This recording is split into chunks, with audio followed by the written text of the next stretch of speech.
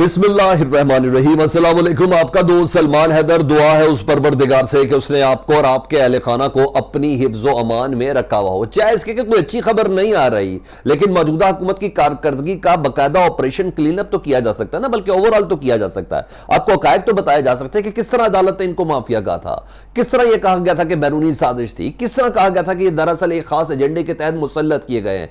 तीन अहम तरीन खबरें तीनों अदालत से जुड़ी हैं जो मैं आपके साथ शेयर करने जा रहा हूं। पहली टॉप ऑफ द लिस्ट खबर यह है कि रियासत मदीना की बुनियाद पर हमला किया गया है मौजूदा हुकूमत की जानिब से। हैरान कर देने वाली खबर मैं आपके साथ शेयर करने जा रहा हूं, हैरान कर देने वाली, मेरा दावा है आपसे। और सबसे टॉप स्टोरी हमारी यही होगी जो मैं आपको आखिर में बताऊंगा कि किस तरह रियासत मदीना की बुनियाद को बाकायदा खोखला करने की कोशिश की। और पहली बार नहीं हुआ, 1992 में भी यही हुआ था। और इस बार फिर हुकूमत ने, जी हां, एक अहम तरीन फैसले पर बाकायदा स्टे लेने के लिए सुप्रीम कोर्ट से राब्ता कर लिया। वो आपको बताना। दूसरी मैंने अदालत से जुड़ी खबर बतानी थी आपको मैंने, कि आपको याद होगा अदालत ने एनआरओ लिया, एनआरओ कह रहा हूं, सुओ मोटो लिया हुआ है एक बहुत अहम तरीन केस के हवाले से, मौजूदा हुकूमत के हवाले से, जिसमें तैनातियां थी, नैब था, FIA केस था। सुओ मोटो ही रुकवा दिया है। जी हां, उसकी डिटेल मैंने आपको बता दी है। ऐसे नहीं कहा जाता कि ये यार माफिया मूव करते हैं, ऐसे नहीं माफ करता किया जाता कि ये सारे मामले खास तरीके के साथ चल रहे होते हैं। रिश्तेदारियां, मुलाकातें, लंदन, जनाजों में शिरकत, और फिर ये सबके पीछे एक बहुत बड़ी गेम है। बहुत सी चीजें मैं आपको बताऊंगा इस वीडियो के अंदर कि अदालत का, सुप्रीम कोर्ट का सुओ मोटो रुकवाया गया है किस तरीके से, वो आपको बताना है। मरियम बीबी, पहली स्टोरी इसी के लेके चलेंगे जी। मरियम बीबी का जी एनआरओ लेट हो गया। हाँ, वो केस जो इमरान खान साहब की हुकूमत में बहुत तेजी से चल रहा था ना, था वो भी मरियम बीबी के हक में सजा मुअत्तल करवानी थी, मुअत्तल थी, खत्म करवानी थी। वो सुसरबी का शिकार है। मुस्लिम लीग नून कह के कह रहे हैं चाचा साहब खुद कर रहे हैं। क्या डिटेल है, चीजें बड़ी इंटरेस्टिंग है। तो वीडियो जरा आप प्लीज ये तीनों के तीनों पॉइंट्स आप जरा देखिएगा और फिर मुझे कमेंट सेक्शन में आपने जरूर बताना है। चल, तो सबसे पहले मरियम बीबी का जी एनआरओ रुका। सबसे पहले खबर ही वो मैं दे देता हूँ जी। अच्छा, इमरान खान की हुकूमत में उनका ये केस बहुत चल रहा था, एमन फील्ड वाला केस है, जिसके ऊपर आमदन से ज़्यादा सजाद थे, जिस पर इनको सजाएं हो चुकी, नैब अदालत से सजा भुगती भी। फिर मियां मोहम्मद नवाज शरीफ के दौर में, जब मियां मोहम्मद नवाज शरीफ साहब लंदन जा रहे थे, उस वक्त अस्पतालों में आके मुलाकात भी करती रही थी। जो कहते हैं ना, मुझे वो फांसी वाली वो काल कोठरी के अंदर, सजाए मौत की काल कोठरी के अंदर रखा गया था। फिर मुआवजे शुरू हो गए। जब मुआवजा शुरू हो गए तो फिर सजाएं मुअत्तल हो गई, ख़त्म नहीं हुई, मुअत्तल हुई। अब उन सज़ा को ख़त्म करने के हवाले से एक हियरिंग चल रही है इस्लामाबाद हाई कोर्ट के अंदर। ठीक है जी, नैब अदालत की सज़ा है जिस पे वो सज़ा काट रही थी, बाकायदा मुजरिम डिक्लेयर हो चुकी थी। उसके बाद वो सज़ा मुअत्तल हुई है। ये मुआवजे होते हैं, एलीट क्लास के लिए मुआवजे होते हैं, एलीट में भी नून क्लास के लिए मुआवजे होते हैं। तो आपको बड़े अच्छे से पता है। फिर एक चीज़ें हुई कि उनका केसेस चलना शुरू हो गया। तो अब जो मेरे पास इतलात ये हैं कि इस केस के हवाले से खबरें ये हैं, हुआ क्या वो भी आपको बताता हूँ, कि ये कहा जा रहा है मुस्लिम लीग नून के जो अंदरूनी धड़े ना, वो कह रहे हैं कि मरियम बीबी का केस क्यों नहीं खत्म हो रहा, सबके केसेस खत्म हो रहे हैं, सबके केसेस कमजोर हो रहे हैं, मरियम बीबी का क्यों नहीं हो रहा, और इस्लामाबाद हाई कोर्ट का क्या प्रॉब्लम है। ये तो ये चल रहा था। कोई चचा के ऊपर भी इल्ज़ाम लगा रहा था कि चचा खुद चाहते हैं कि मरियम बीबी इस साइड पे थोड़ा ज़रा बिजी रहे, उनके केसेस इस तरह खत्म ना, ज़रा पहले हम बाकी चीज़ों के दूर हैं। ये अंदर की थ्योरीज है, मुझे नहीं पता सही है गलत है, आई डोंट नो दैट, मुझे ये चीज़ का नहीं पता। लेकिन इसमें ना चाहते हुए भी देरी खास उस तरफ ही है, वो चल रही है। इस बार क्या हुआ जी, इस्लामाबाद हाई कोर्ट के जस्टिस आमिर फारूक साहब हैं जी। अच्छा, उनकी फैमिली की वजूहात बताई जा रही हैं जी, और वो छुट्टियों पर चले गए हैं, और इस वजह से ये केस नहीं शरीफ फैमिली का सुना जाएगा अभी। और पता चल रहा है कि ये समाअत अगले महीने चली गई है, और जुलाई के आखिर में। तो मरियम बीबी का जो एनआरओ है, जो उनको इधर से मिलना है, ज़ाहिर तफ्तीशी जब सारे कमज़ोर हो जाएंगे तो होगा डेफिनेटली। और जब नैब भी आपको पता क्या हो गई, तो फिर वो तो ख़त्म होना। तो बहरहाल वो एनआरओ अब थोड़ा लेट हो गया है। बीबी मरियम बीबी इस वक्त कहीं मसरूफ़ है। तो ये मैंने आपको बताया था कि ये था जी। दूसरा आ जाऊँ जी सुप्रीम कोर्ट, और आखिर में बताऊंगा रियासत मदीना की बुनियाद पर हमला कैसे हुआ है, जो सेंसिटिव और हसास चीज़ है, एविडेंस के साथ आपके सामने रखना जा रहा हूँ। सुप्रीम कोर्ट ने एक सुओ मोटो लिया था जी। सुओ मोटो लिया था कि जो आम टॉप केसेस है ना, ओवरऑल लिया था, जो टॉप केसेस है ना, शरीफ फैमिली के, जरदारी फैमिली के, एहसन इकबाल, शाहिद खान अब्बासी, ख्वाजा आसिफ, फरियाल तालपुर, इन सब के केसेस के ऊपर ना उन्होंने एक सुओ मोटो लिया था कि ये मौजूदा हुकूमत अपने इत्तेहादियों के वरना इन केसेस पर असरअंदाज हो रही है।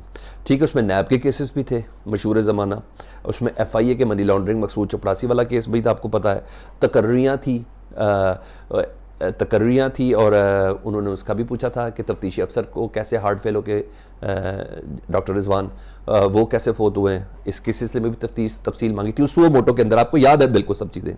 अच्छा जी, तबादले रोके गए थे कि इन केसेस के जो अहम तरीन तबादले सारे वापस लेके जाएँ, आपको प्रोसिक्यूटर भी चेंज याद है। दूसरा तफ्तीशी का हार्ट फेल होकर अस्पताल सर्विस हॉस्पिटल में एडमिट होना आपको सब याद है। फिर मकसूद चपड़ासी का दुबई के अंदर मारा जाना हार्ट फेल के साथ, प्रेशर इतना है ना और वो हो जाना। फिर आपने देखा इस सुओ मोटो के बाद शहबाज शरीफ और हमजा शहबाज साहब ने भी अदालतों में पेश होना शुरू कर दिया था। याद आ गया आपको सुओ मोटो? इनकी हुकूमत में आने के बाद हुआ था जब इमरान खान साहब ने मुतालबा किया था कि अगर पाकिस्तान की अदलिया ने इदारों को मजबूत नहीं करना, इन्वेस्टिगेशन डिपार्टमेंट्स को मजबूत नहीं करना, तो कौन करेगा? तो जिसके ऊपर सुओ मोटो लिया गया था। ठीक है, उसका केस का अंजाम क्या हो रहा है ये बता रहा हूं। सुओ मोटो रोका कैसे जी?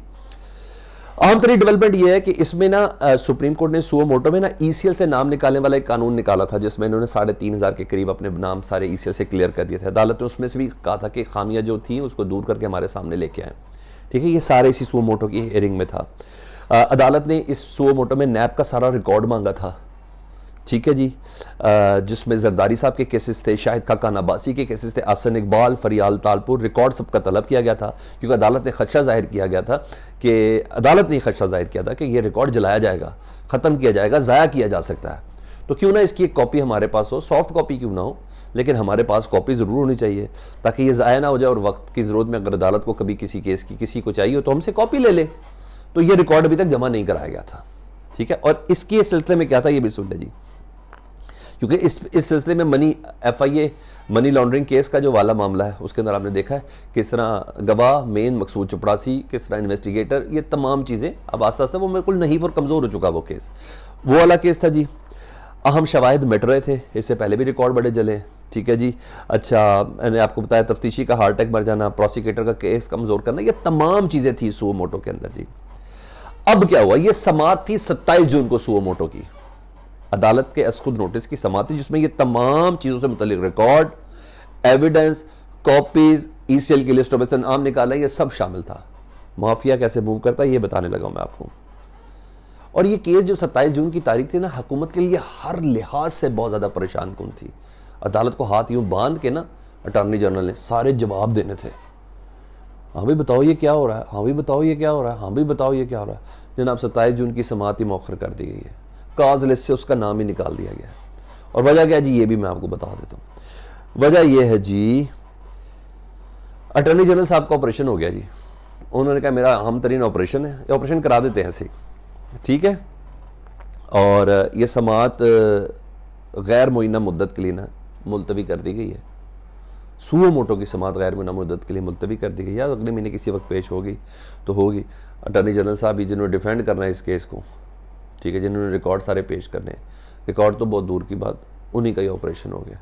ठीक है जी, इमरान खान ऐसा साहब नहीं कहते कि ये बहुत बड़ा काम है सुओ मोटो, क्योंकि ये ऐसा एक्सक्यूज़ है अटॉर्नी जनरल के ऑपरेशन का, अदालत जितनी मर्जी सख्त हो वो नहीं कुछ कर सकती। ऐसे ही है ना, ऐसे होता है काम।